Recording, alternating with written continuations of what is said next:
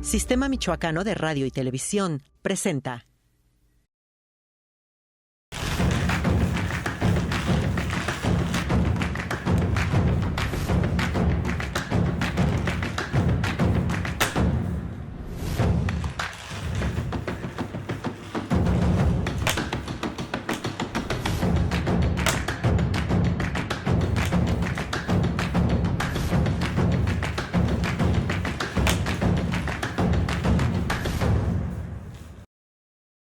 Bien, hoy con nosotros Daniela de los Santos Torres, quien es diputada local por la 75 legislatura en Michoacán.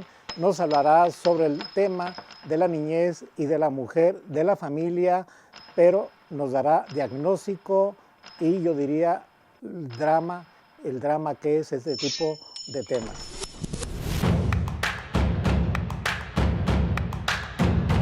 Pero antes la bienvenida, Daniela. Samuel, qué gusto estar aquí en tu programa, qué gusto estar con toda la gente que te sigue.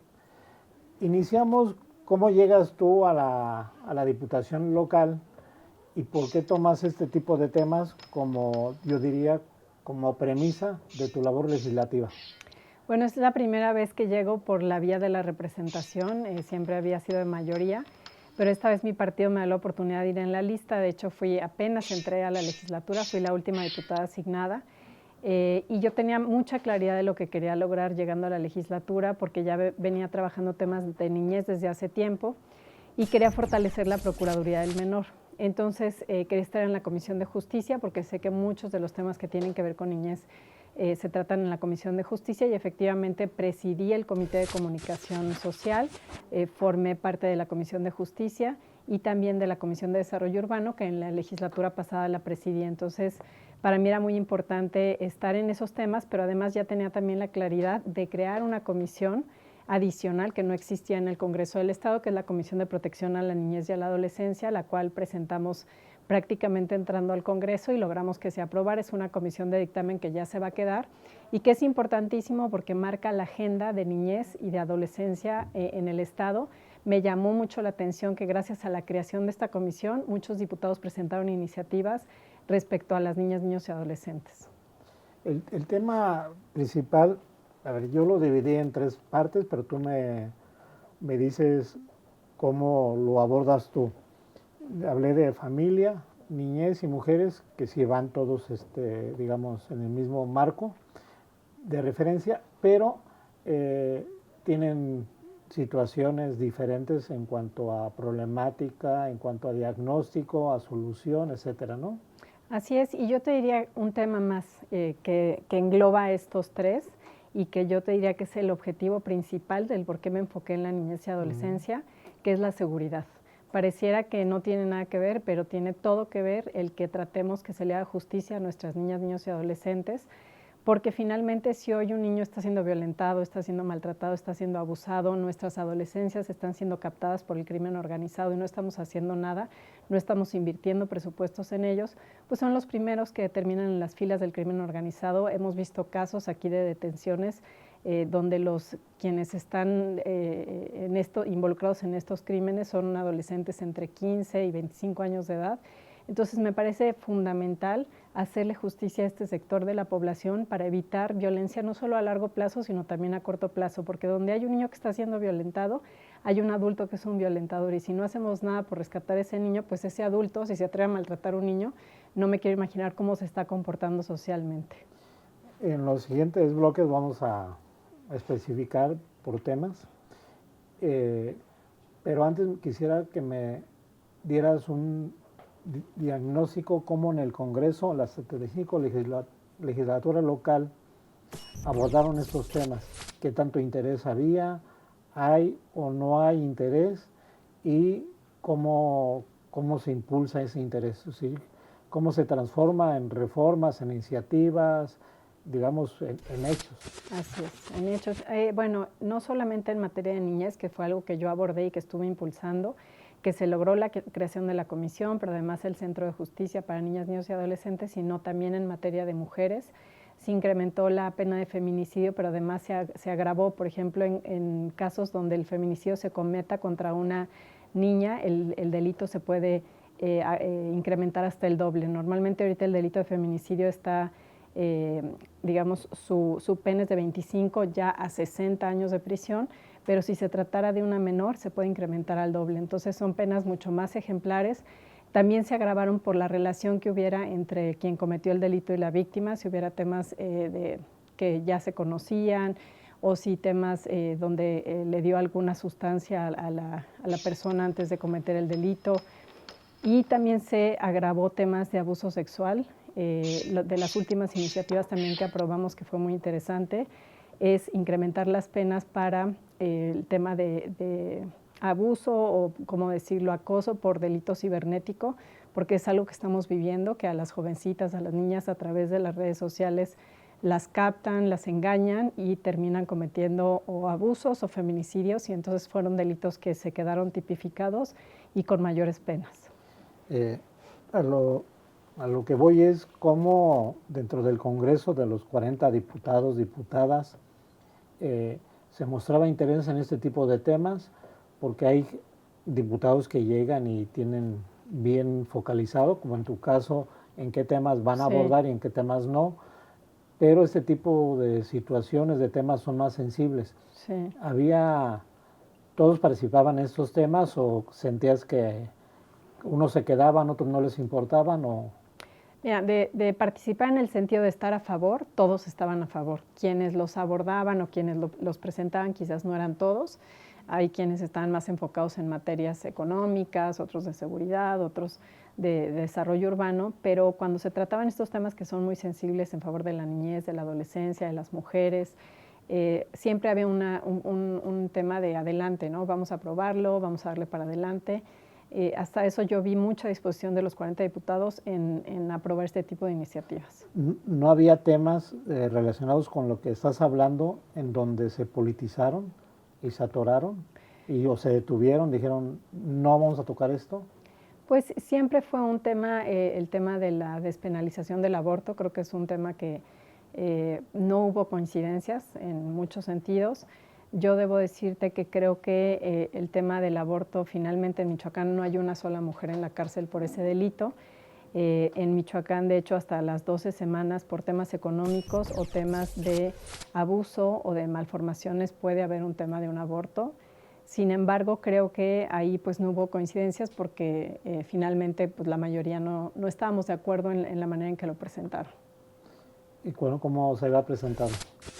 Pues era finalmente despenalizar el aborto completamente, pero sin un tema de un seguimiento, yo decía, psicológico. Cuando yo subí a tribuna a dar mi postura en el tema del aborto, yo les decía que estoy en contra totalmente del aborto, pero estoy también en contra de que penalicen a las mujeres. Y pareciera algo que se contrapone, pero en realidad no, porque yo creo que por así quererlo, yo creo que ninguna mujer dice, yo quiero abortar, ¿no? Me gustaría abortar. Simplemente a muchas mujeres les gustaría tener la posibilidad de poder abortar si se ven en una situación así, y son cosas muy distintas. Y yo argumentaba que en Michoacán pues finalmente no hay una sola mujer en la cárcel por este pues delito, por así llamarlo. ¿En los hechos está despenalizado? No que esté despenalizado, sino que está penalizado con trabajo comunitario. Sería quitarle esa parte de trabajo comunitario, que también no desconozco la cifra de cuántas mujeres se les haya pedido hacer trabajo comunitario por haber cometido el tema del aborto.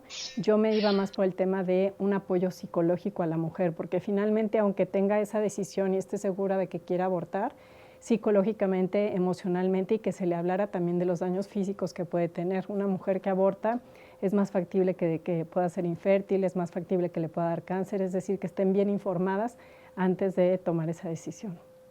Complicado, ¿no? Es un tema donde intervienen muchas situaciones, porque yo conozco mujeres diputadas que se dicen liberales y a la hora del tema, abordar el tema, son conservadoras. Sí. Y viceversa, ¿no? Hay una cuestión, pero vamos a un corte, regresamos para seguir hablando de este tema, sobre la cuestión del aborto en el Congreso, porque la 76 legislatura, con una mayoría de una alianza de Morena, Partido Verde y PT, tiene toda la intención de darle adelante para despenalizar el aborto en Michoacán. Estamos con Daniela de los Santos, diputada local de la 75 legislatura local. Regresamos. Bien, de regreso, Daniela, nos quedamos en el tema de la cuestión del aborto, que por cierto, recientemente el gobernador Alfredo Ramírez Bedoya lo contempla en su plan llamado Morelos, y como tienen mayoría la Alianza Morena, Partido Verde y PT, las posibilidades de que se lleve a cabo la despenalización del aborto pues son, digamos, viables. ¿Tú qué opinas de esto? Pues si tienen la mayoría, vuelvo a repetir, yo estoy en contra de que las mujeres estén en la cárcel. En el caso de Michoacán no hay una sola mujer en la cárcel por temas de aborto, a pesar de que no estoy a favor del aborto, pero creo que también debería de ir a la par de una campaña de prevención del embarazo no deseado a corta edad, ¿no? O sea, finalmente está bien si una mujer lo decide por temas de violación, a lo mejor por temas económicos, que por cierto en Michoacán, por temas económicos está permitido el aborto sin ninguna pena. Entonces, por eso digo, yo vuelvo a repetir, a veces veo que es innecesario legislarlo de más, pero lo que sí creo es que hay que hacer campañas en las escuelas, desde yo creo que la primaria, secundaria, prepa, en las escuelas, para que evitemos el embarazo no deseado, capacitemos a nuestros jóvenes de cómo cuidarse, de cómo planear su vida. Finalmente un embarazo implica muchas cosas, entonces también se le debería de invertir mucho recurso en ese sentido. Hay muchos jóvenes, adolescentes, mujeres jóvenes que quedan embarazadas. Hay una cifra en Michoacán sobre eso que nos habla. Yo conozco a nivel nacional que esta cifra se ha venido, en lugar de disminuyendo, incrementando, es de esas cifras estadísticas que no se ha logrado bajar a pesar de campañas o esfuerzos que han hecho a nivel nacional. Entonces creo que no han sido los correctos. Creo que se deberían de hacer campañas más cercanas a los jóvenes, a los padres de familia para prevenir. Entonces, sí me parece que es algo pues alarmante, ¿no? Tenemos varios casos en Michoacán, no tengo la cifra exacta, pero yo que he estado visitando escuelas primarias, sobre todo, es cada vez a más temprana edad que sucede esto, a veces ya desde sexto de primaria, primero de secundaria, terminan en situaciones así. Pues grave el asunto, ¿no? Que Sí. una pequeña, adolescente, de niña a la adolescencia queda embarazada, es romper su desarrollo. Totalmente, incluso acabamos también de legislar en esa materia donde ya va a estar, digamos, prohibido el tema de el forzar matrimonios en Michoacán con menores de edad, que también es un tema complicado. ¿Hay muchos casos de que se fuerza a los jóvenes adolescentes a casarse? Más que forzarlos, es un tema a veces donde la persona es mucho mayor, es una niña, ¿no? Y no está consciente de lo que está pasando, entonces pues ahí es importante la intervención del Estado para que pues la niña conozca sus derechos y sepa que no necesariamente se tiene que casar, tenga alternativas y demás. O sea, hoy en día, digo, no tengo claro el panorama, no lo he estudiado, analizado. O sea, por ejemplo, alguien de 16 años, 17, se puede casar solamente con el permiso de los papás. Así es. Así es. ¿Y cuál sería lo ideal ahí? Pues sobre todo, vuelvo a repetir, lo ideal... Perdón la interrupción, que cumpla los 18 años y ya... Y que decida, claro. Y que decida. Sea, tratar de evitar esos matrimonios antes de que que sean mayores de edad. ¿Eso no se logró en esta legislatura, la 75? Sobre todo si hay temas de abuso, ahí sí, por supuesto que hay penas y se agravaron en esta 75 legislatura. Hablamos de dos temas. El primer tema es el que te decía yo, cuál fue el tema complicado en la 75 legislatura que tú viviste. ¿Y cuál fue el tema donde hubo un consenso unánime que nadie puede decir que no, aunque la iniciativa fuera presentada por un integrante de una fracción parlamentaria diferente a la de él o la de ella? Pues yo te diría dos, que yo estuve involucrada en ambas. Una fue la creación de la Comisión de Protección a la Niñez y a la Adolescencia, todo el mundo estuvo a favor. La creación de la Comisión de la Familia también. Y la creación del Centro de Justicia para Niñas, Niños y Adolescentes, que trabajamos de la mano de Fiscalía, del Poder Judicial y de la Procuraduría del Menor y del DIF estatal, porque esta iniciativa pues finalmente es procurar justicia a nuestras niñas y niños, realmente que se fortalezca la Procuraduría. De hecho fue algo que también logramos, que año con año se le incrementara el presupuesto a la Procuraduría del Menor, porque finalmente quien procura justicia a nuestros niños y adolescentes, si tenía un presupuesto pues raquítico, ahorita ya van en 8 millones de pesos, que me parece todavía muy poco.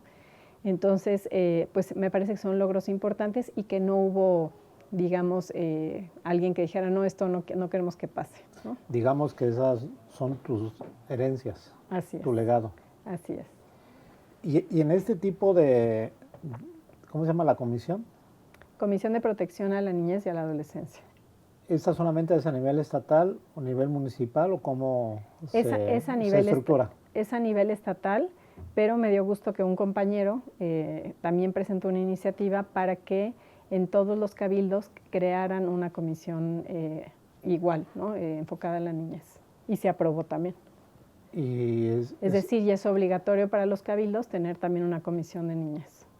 ¿Y no le da seguimiento cómo van? ¿Cuántos ayuntamientos, cuántos gobiernos locales ya la tienen? Es la idea, pero también está CIPINA, que es el Sistema Integral para la Protección de la Niñez y la Adolescencia, que se encarga de darle seguimiento a este tipo de iniciativas, que se apliquen, que realmente se hagan valer. ¿Y cómo ves a los alcaldes? Ya estamos hablando de los que se fueron y de los que llegaron apenas. Me parece que sí es complicado siempre el tema familiar, porque, y sobre todo con la extensión de nuestro estado, o sea, son finalmente 111 o 102, me parece que son consejos, ¿no? 113, pero 2 son consejos. Entonces, la extensión, las distancias y demás para la Procuraduría del Menor estatal, poder procurar justicia a todos los municipios es complejo, porque además tiene solo 5 subprocuradurías, cuando UNICEF marca que en Michoacán debería de haber 23 por la extensión del territorio. Entonces, finalmente los municipios se vuelven como un brazo de la Procuraduría del Menor. Entonces, es bien importante que haya esas comisiones de niñez en los municipios para que los regidores que las presiden se vuelvan un poco los vigilantes de que la policía municipal rescate a los niños, que los resguarde, que se le dé seguimiento a los casos, que abran las carpetas, y las sindicaturas también, que finalmente fungen como ministerios públicos donde no lo hay.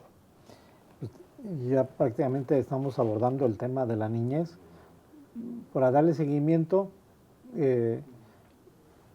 tú tienes un diagnóstico, un bosquejo sobre la situación de la niñez en Michoacán, que nos puedas decir. Sí, la verdad es que pues es complicado, porque temas de violencia, de abuso sexual, de temas que se hacen, que se daña a los niños con dolo, la verdad es que los números son alarmantes. Por dar un dato, solo en 2013, me parece, o 2014, hubo más de 300 denuncias de abuso sexual a niñas, niños y adolescentes. Entonces, la verdad es que los números son alarmantes. Y yo creo que con el Centro de Justicia, más que disminuirlos, van a incrementar. ¿Por qué? Porque se dice que en delitos de abuso sexual, por cada delito denunciado hay 8 o 9 que no se denuncian. Entonces es uno de los delitos que poco se denuncian. Y si hay más de 300 en tan solo un año, no me quiero imaginar cuando se abre el Centro de Justicia y se anime a la gente, a los papás, a los familiares a poner las denuncias. Me he topado en escuelas donde los maestros, los padres de familia me dicen, oye, es que mi hija vivió una situación así, recibió abuso del director, situaciones complicadas que sucedieron en el pasado, y que yo les digo, bueno, ¿por qué nunca pusiste la denuncia? ¿Por qué no diste el seguimiento? Pues es que nos daba miedo, porque se trataba del director, qué tal que la corrían. O sea, la verdad es que no hay esa cultura de denuncia, porque la gente cree que no va a pasar nada, que no se le va a dar seguimiento, o que desafortunadamente ha habido casos donde no pasa nada. Entonces la gente no se anima a denunciar. Creo que el Centro de Justicia va a venir a cambiar eso, a que las familias digan, bueno, sé que van a atender bien a mi hija, que no va a haber una revictimización, porque hoy en día van al DIF estatal o a la Procuraduría del Menor y le dicen, no, vete a Fiscalía. Al niño ya lo revictimizaron, revisándolo en un lado, revisándolo en otro lado.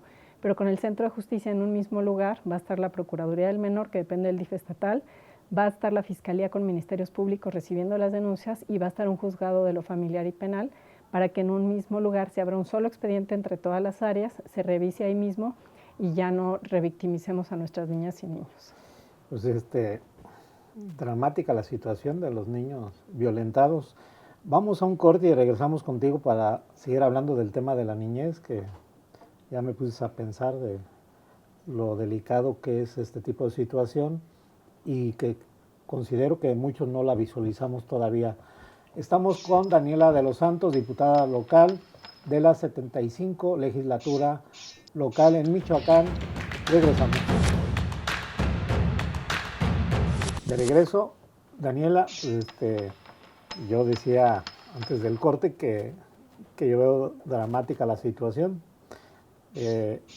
Parece que es una cifra muy corta, 300, 100, pero la situación que viven los pequeños, las familias, los padres, los hermanos, ha de ser, insistiría, dramática la situación.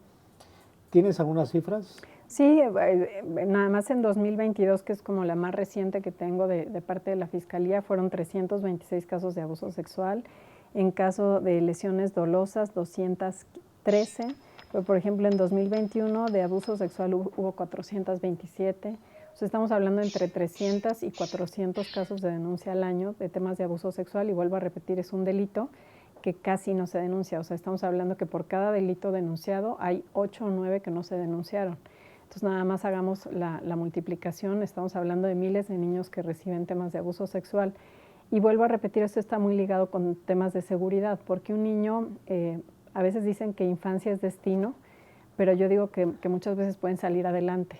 Desafortunadamente, la mayoría de los casos no, porque si no les haces justicia, ¿qué pasa? Que vuelven a ser víctimas una y otra vez de su abusador, crecen con ciertos traumas y luego socialmente pues son los primeros que a lo mejor terminan en malos pasos, en las filas del crimen organizado o repitiendo el delito del que fueron víctimas. Entonces, si no hacemos algo en este sector de la población, no nos quejemos de la inseguridad, ¿no? Tenemos generaciones y generaciones que crecen con injusticia, con lesiones dolosas. Estamos hablando de personas que los lastimaron, haciéndolo con todo el dolo del mundo. Entonces imagínate más de 200 casos al año que también fueron denunciados, porque como casi todos estos delitos desafortunadamente ocurren al interior del seno familiar, no falta el papá o la mamá que diga, no, mejor no hay que denunciar porque si no a ti te van a meter a la cárcel o van a meter al tío a la cárcel. Entonces mejor aquí lo dejamos entre familia, dejamos de hablarle al tío que abusó, y aquí se queda la cosa, ¿no? Entonces, por eso no se denuncian. Y el niño, pues finalmente crece con resentimientos, con traumas, entonces hay que atacar este problema sí o sí si queremos un Michoacán más seguro. ¿Y ese tipo de situaciones está delimitado por regiones? Es decir, Sí. ¿dónde hay mayor énfasis, dónde menos? Siempre Morelia se destaca, ¿no? Finalmente es la capital y con mayor población. En la Tierra Caliente también tenemos muchas situaciones de este tipo. Y vuelvo a repetir, tenemos que lograr que se incremente más el presupuesto de la Procuraduría del Menor, porque hoy en día es un procurador, una procuradora del menor, que por cierto está haciendo un excelente trabajo. ¿Quién es? Se me fue ahorita su nombre, porque la acaban de cambiar y tiene poquito, pero es una mujer muy preparada. Y son 5 subprocuradores. ¿Qué sería lo ideal? Que esta procuradora tuviera 23 subprocuradores en todo el estado, porque es muy difícil que de pronto haya un delito en Coahuayana, ¿no? Y aparte los subprocuradores tienen horario, me parece que de 8 a 4 de la tarde, y si el delito sucede a las 6 de la tarde, ¿qué pasa con este menor? ¿No? Entonces, es bien importante fortalecer la Procuraduría del Menor para que la Procuraduría tenga más ojos, tenga más lugares donde poder proteger a los niños y también ayudarse de las policías municipales, de esta comisión que también se aprobó en esta legislatura de crear comisiones de niñez en los cabildos de todo el estado. ¿Las causas de ese tipo de situaciones se pueden delimitar? ¿Cómo las causas? Las causas que provocan la violencia hacia los pequeños. Pues finalmente me parece que sobre todo el tema de la prevención, yo esta legislatura, además de la parte legislativa, hice un programa en las escuelas, visité más de 100 escuelas con un programa que se llama Conectando, donde les hablábamos de valores a los papás, del tema de sobre todo poner límites y demostrar amor a los hijos.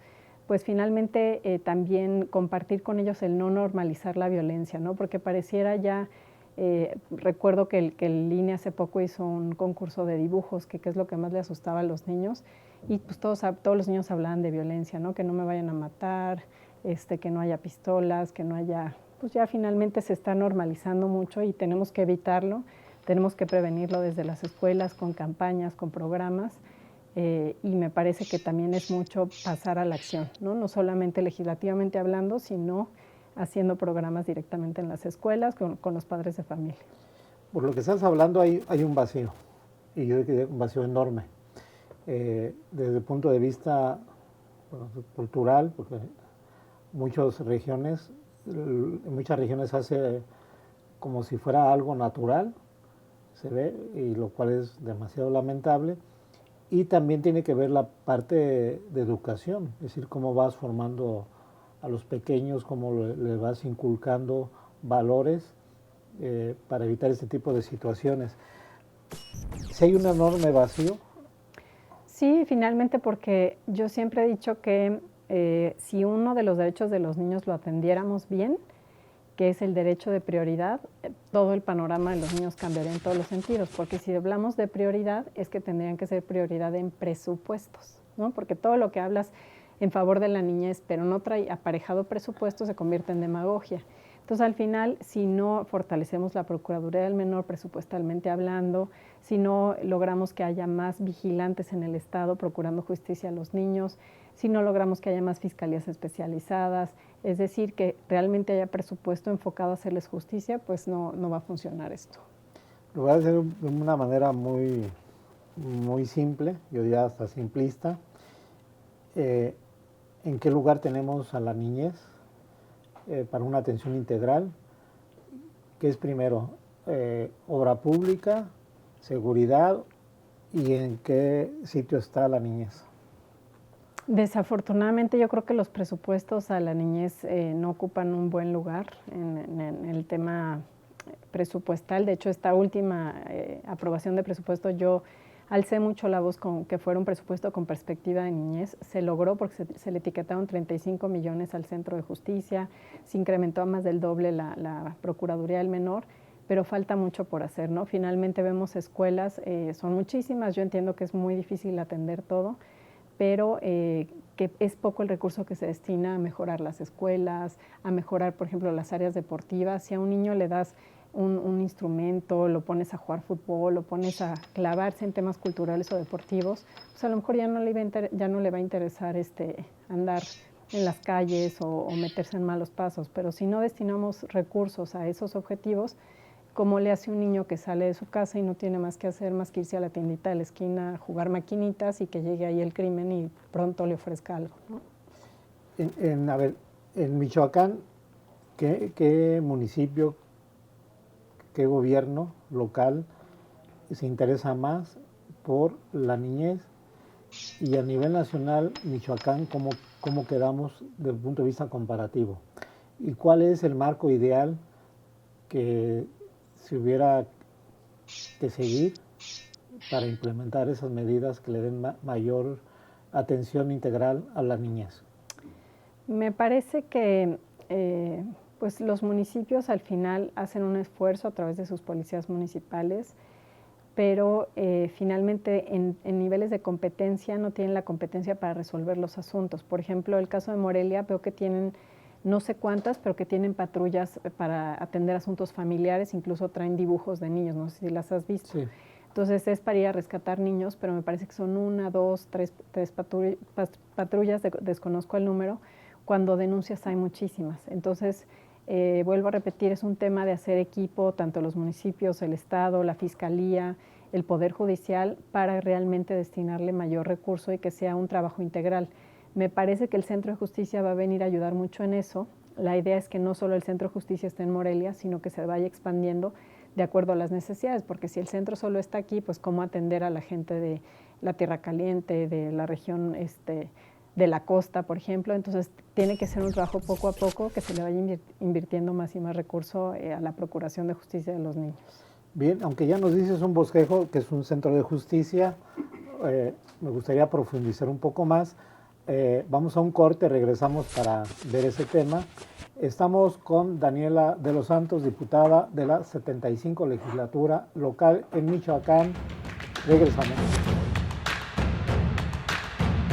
Daniela, nos quedamos en, primero, insiste un poco de Michoacán, qué municipio, qué gobierno local le da, que tú hayas visto con el nombre del alcalde o alcaldesa, prioridad a este tipo de cosas que a lo mejor no puede por la cuestión presupuestaria. Y qué estado también del país le da esa prioridad. Yo creo que un referente es el estado de Durango. De hecho, un poco replicamos el Centro de Justicia del estado de Durango, porque allá ya existe, ya desde hace algunos años fue el primero. Acá la diferencia, lo que hicimos, quien lo rige o quien lo opera ya es la Fiscalía directamente. Aquí decidimos que lo hiciera más bien la Secretaría de Gobierno. La Secretaría de Gobierno es quien va a nombrar al director de este centro y va a operar las áreas. Ya en Durango incluso ya no solo tienen un centro, me parece que ya son 3 o 4. Nayarit también ya tiene un centro de justicia, pero Michoacán se pone a la vanguardia en este tema porque es el tercer estado que tendría un centro de justicia para niñas, niños y adolescentes. Además, también en materia de adopción y acogimiento familiar, Michoacán está avanzando mucho. La adopción, me tocó a mí crear la ley en 2013 y se dieron adopción 120 niños en 2 años. Fue algo pues, muy bueno para el Estado. Pero ahora con la figura de acogimiento familiar estamos viendo que los niños van a tener posibilidades de vivir en familia, que es uno de sus derechos, garantizar su derecho a vivir en familia, porque el acogimiento familiar, que es que un niño puede estar con una familia de acogida hasta por 2 años en lo que es dado en adopción o en lo que es regresado a su familia de origen. ¿Cuál es el propósito del acogimiento? Que los niños no pisen las casas hogar, sino que vean garantizado su derecho a vivir en familia. Ya en Michoacán hay más de 5 familias que están en este supuesto, ya hay niños en acogimiento, entonces me parece que ha habido muchos avances en ese sentido. Y alcaldes, alcaldesas que te hayan sorprendido de su interés y también en los hechos, proteger o darle prioridad a los pequeñas. Pues desafortunadamente no veo así algún caso en específico. O sea, me parece que el caso de Durango es importante, pero a veces es más en las áreas operativas, es decir, cuando llega un buen procurador, una buena procuradora. También hay muchos casos de primeras damas, ¿no? En este caso presidentas honorarias del DIF, que es el caso de la de Michoacán, de Grisel Tello, porque con ella trabajamos también la iniciativa, la arropó y dijo, adelante, vamos a lograr esto. Ya hubo una visita incluso del equipo de la Procuraduría, de la propia presidenta del DIF estatal a Durango, para conocer el centro, para ver cómo opera allá y poder replicar lo mejor acá en Michoacán. ¿Se está replicando? Sí, mejorando algunas cosas y también tropicalizando algunas cosas, porque no todo va a ser igual. Finalmente queremos que opere de la mejor manera para Michoacán. ¿Cuándo opera? Legalmente tiene que iniciar operaciones este año. Yo espero que sí se logre, al menos la operación. La construcción quizás tarda un poco más, pero tiene que ser este año. ¿Y desde dónde va a operar? ¿Aquí, la capital? Sí, tienen que buscar un lugar provisional, la Secretaría de Gobierno, para que empiecen a trabajar las distintas áreas en conjunto, y la construcción ya está etiquetado de Fortapaz, 35 millones de pesos para su construcción. Entonces ya digamos que va a ser una Ya es realidad. un hecho. Aparte de la violencia de los pequeños, pequeñas, ¿qué otro tema es grave para la niñez? Pues finalmente son muchos los temas. Creo yo que pues, todos sus derechos tienen que ser garantizados, el tema de la salud, el tema de la educación, pero muy en específico me parece que el tema de la violencia es muy importante, porque no solo atacas el evitar que sea violentado, sino, vuelvo a repetir, atacas el tema de seguridad a corto, mediano y largo plazo. Entonces, es violencia, después sería salud, Salud, educación, derecho a vivir en familia, derecho de prioridad. Son 20 derechos que enumera de manera internacional en favor de nuestra niñez y que pues deben de ser garantizados. Y por decirlo de esta manera, en Michoacán, a la tecnología, por ejemplo. ¿cuántos garantizamos? ¿Cuántos derechos en promedio en general? Yo digo que medianamente todos de alguna forma se trata de lograr, garantizar, pero falta mucho por hacer, sobre todo en materia de violencia. Pues lamentable. El otro asunto es el de las mujeres. ¿Hay un diagnóstico que nos puedas compartir para tener la idea de qué situación viven? Pues números como tal no traigo de las últimas cifras de feminicidios en Michoacán. Sí sé que Michoacán desafortunadamente pues sí tiene los primeros lugares en este delito, por eso decidimos esta 75 legislatura, junto con el gobierno del estado, también incrementar la pena de 50 a 60 años, que sabemos que esto no resuelve de fondo el tema, pero que sí finalmente es pues un agravante. El incrementarlo a más del doble si se trata de niñas, temas de abuso, de relación que había entre el violentador y la víctima. Y me parece que mucho va a tener que ver también con los esfuerzos y los protocolos que hagan de seguimiento cuando hay una denuncia de una mujer. Está ya el Centro de Atención y Justicia para la Mujer. De hecho, fuimos a visitarlo con el fiscal y con el presidente del Poder Judicial para revisar cómo funciona este centro que es enfocado a la mujer y copiarlo mejor y evitar los errores que han tenido para el de niñez. Y pues una de las cosas importantes ahí que nos mencionan es la parte de cuando se hacen los juicios, que el área administrativa tiene que estar aparte. Pues me parece que ha habido esfuerzos. Uno de los grandes logros de esta legislatura es crear la Fiscalía Especializada en Delito de Feminicidio, que no existía, porque al elevarse a rango de fiscalía, pues habrá mucho mayor investigación, más seguimiento a los casos. Y después de esa violencia contra la mujer, ¿qué otro tema afecta, daña a la propia mujer? Pues sus niños, ¿no? O sea, finalmente cuando tú atiendes bien a la niñez, pues siempre va a haber ahí una mamá, ¿no? Que diga, finalmente quiero que se le garanticen sus derechos a la educación, a la no violencia.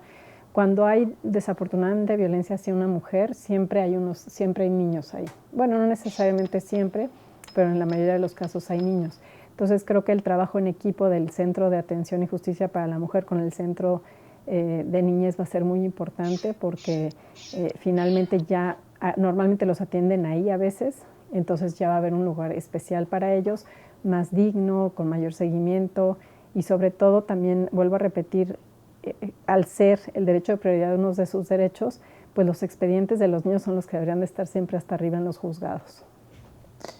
Y las mujeres hablan mucho de paridad de género, pero la mujer sigue estando desigual.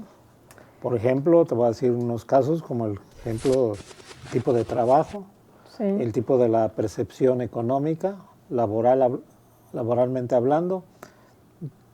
¿Hay mucho todavía que hacer o ya hay paridad de género?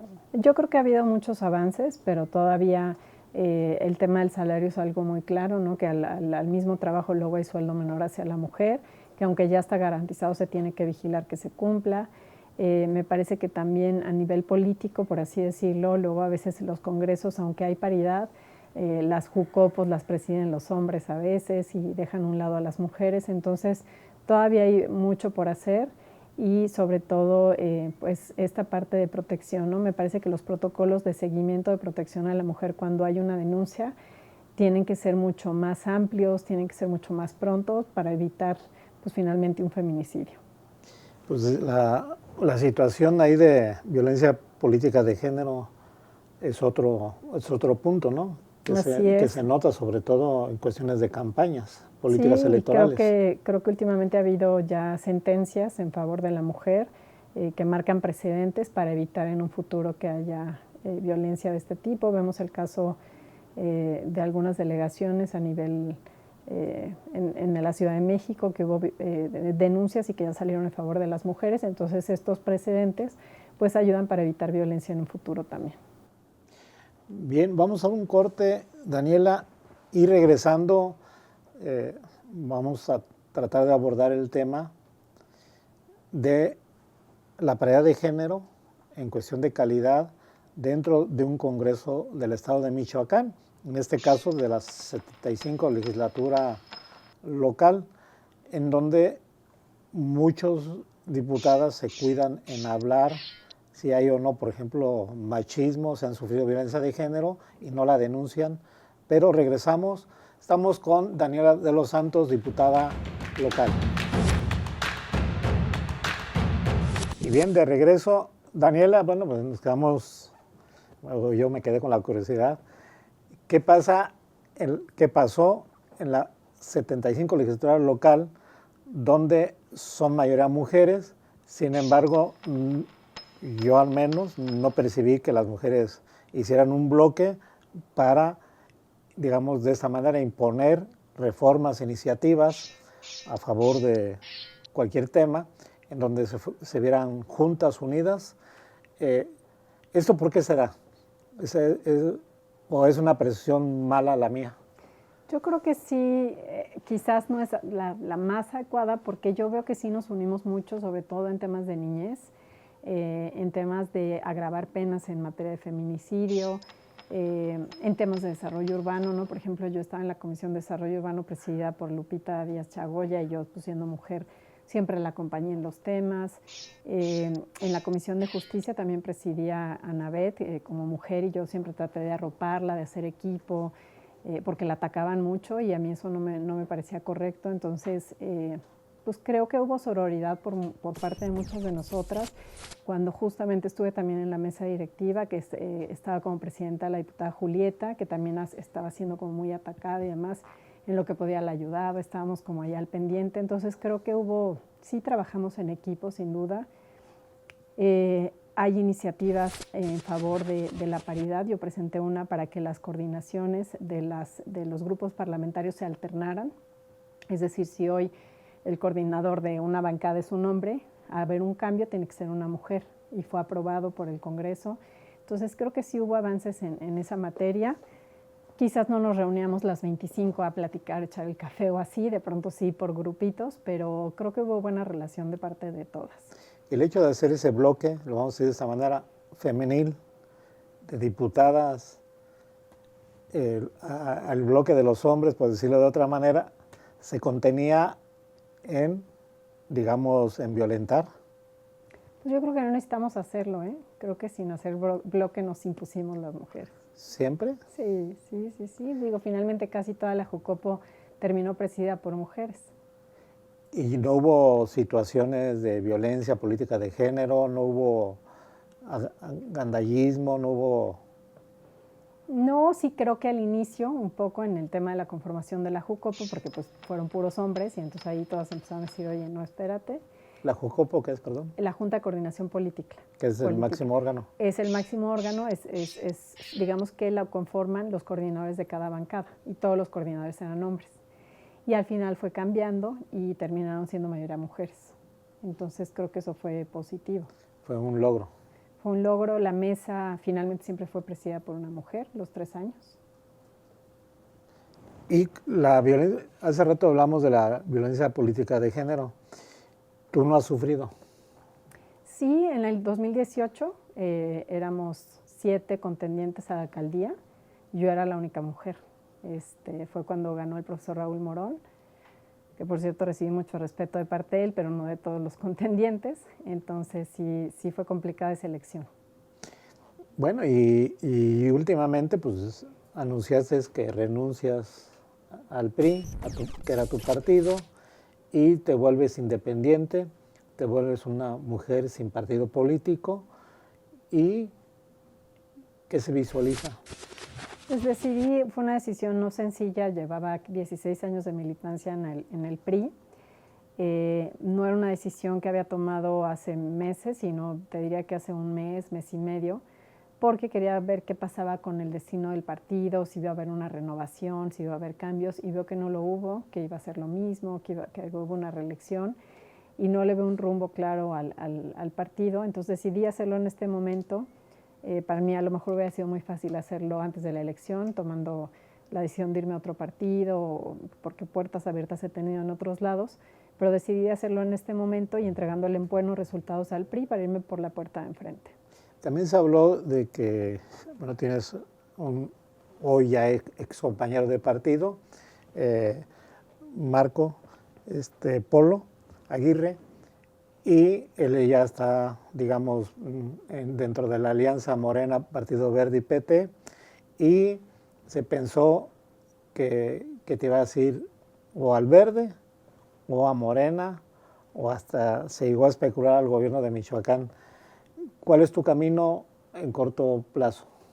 Pues no tengo definido, todavía no tengo invitaciones formales como tal. Marco Polo efectivamente tomó esa decisión ya hace más tiempo, es mi amigo y a lo mejor por eso somos muy buenos amigos, por eso lo relacionan así, pero creo que la amistad es aparte de los temas laborales. Y más bien pues tomaré la decisión ya dependiendo de las invitaciones que tenga. ¿A ti no te gustaría, por ejemplo, ser titular del Centro de Justicia? No es mi idea. Incluso yo creé la Comisión de Protección a la Niñez y a la Adolescencia y decidí no presidirla yo para darle pues a lo mejor otro enfoque, ¿no? O sea, estar como pendiente desde afuera. Me parece que eso me ha funcionado mucho más. Hubo un tiempo, antes de ser diputada local, que tú también estabas, digamos, como un receso político y te dedicabas a ONG y te dedicabas al sector empresarial. Así es. ¿Vas a seguir ese camino o vas a...? No lo sé. Lo de ONG sigue. Sí, bueno, he apoyado, trabajo con muchas asociaciones, no tengo una como tal. Sí quiero a lo mejor convertir Conectando en una AC o una fundación, porque gustó mucho a los padres de familia, a los papás, a los directores. Me dicen, oye, faltó que vinieras a mi escuela, entonces quiero seguir con Conectando y a lo mejor hacerlo fundación. Y el tema de la IP, finalmente pues yo era directora del Consejo Michoacano de Negocios, ahorita tienen su directora, no está en mis planes ese tema ahorita. Hay algo que también me llamó la atención, no sé si es un programa que consiste, y creo que tú lo adoptaste o participaste en él, que consiste en que gente vaya a visitar a un niño huérfano en orfandad, sí, y que se comprometiera a ir cada semana. Una vez a la semana. Una hora, sí. Una hora. Continúa. ¿Y nos puedes explicar detalles de eso? Sí, ese programa lo tiene una asociación que se llama De Corazón Hacemos, que apoya temas de adopción y acogimiento, que yo he apoyado durante mucho tiempo. No formo parte de la asociación, pero sí siempre estoy al pendiente de ellos. Y tienen este programa de tutores y tutoras de niños de casas hogar, donde cualquier persona puede decir, yo me quiero apuntar, y no es darle nada al niño más que tu tiempo. Entonces te anotas, te capacitan, porque estos niños ya recibieron mucho abandono. Entonces tienes que estar tú consciente de que si te comprometes, no puedes decir voy 3 semanas y luego ya no voy, porque para el niño es un abandono más. Entonces sí te tienes que comprometer todo un año a ir cada semana, y ha sido muy exitoso porque los tutores, por ejemplo, de niños de secundaria que decían, no, yo ya no quiero estudiar, ya no quiero hacer nada, pero resulta que su tutor era un ingeniero, ya dicen, yo quiero ser igual que él, y hasta el tutor luego le ayuda para conseguir becas. Entonces se vuelve una relación bastante buena para el niño y para su desarrollo. Y hay, por ejemplo, requisitos, no cualquiera puede ser tutor, digamos, una vez a la semana. Pues por eso es la capacitación previa, de hecho es forzosa, la capacitación dura 2 días, me parece 4 horas cada una, porque ahí te das cuenta que sí requiere muchísimo compromiso, y ahí tú decides, bueno, si le entro o no le entro, ¿no? Con todo lo que implica. Pero, por ejemplo, aquí de la producción, Julio, quisiera... Nada más se acerca a la asociación, toma la capacitación y es todo. ¿Y si tiene antecedentes penales? No, la asociación Ni modo, Julio. No revisa temas de antecedentes penales, más bien es un tema de pues, tener el registro de la persona y demás, y que tome la capacitación y darle seguimiento a las familias. ¿Y ha resultado exitoso? Muy exitoso, sí. Sí. ¿No hay abandono, no desiertan los tutores? Donde se complicó mucho fue en pandemia, porque ahí empezó a tener que ser por llamada. Entonces sí, los niños lo padecieron mucho porque no podían visitar los adultos las casas hogar.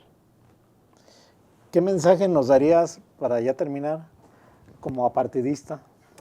Pues simplemente ciudadana? Que finalmente yo creo que quienes nos gusta el tema del servicio público, yo lo he hecho con cargo sin cargo, ahora lo haré con partido sin partido, o sea, finalmente me gusta servir, sobre todo apoyar causas muy específicas como son el tema de la niñez y la adolescencia. Lo seguiré haciendo, estoy convencida que eso transforma mucho a nuestro país y le daré seguimiento a lo que logramos hacer y lo que está pendiente también. Bueno, pues ya escucharon a Daniela de los Santos, diputada local por la 75 legislatura, hoy sin partido político, seguirá haciendo labores altruistas y a ver qué le depara el destino. Y a usted le agradecemos y seguimos pendientes. Gracias, Daniela. Gracias, Samuel.